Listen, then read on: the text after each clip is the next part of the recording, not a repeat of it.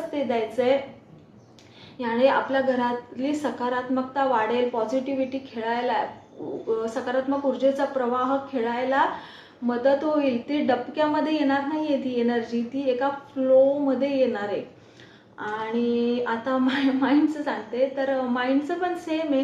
म्हणजे राग, द्वेष, तिरस्कार, दुःख, गिल्ट, कमतरता, जलसी अशा किती नकारात्मक भावना, कित्येक वर्षाच्या भावना आपण साठवून ठेवतो. एखाद्याबद्दलचा राग किती साठवून ठेवतो ह्या गोष्टी. नो, मग ह्या गोष्टी जर साठवून ठेवल्या तर ह्याचा एक प्रकारचा एक स्ट्रेस, एक ॲक्युमुलेटेड प्रेशर तुमच्या बॉडीमध्ये आणि माइंडमध्ये तयार व्हायला सुरुवात करतं आणि मग ते कधीतरी ब्लास्ट होतं. मग त्याचं आणि आपणच आपल्या वेगवेगळ्या आजारांना निमंत्रण देतो.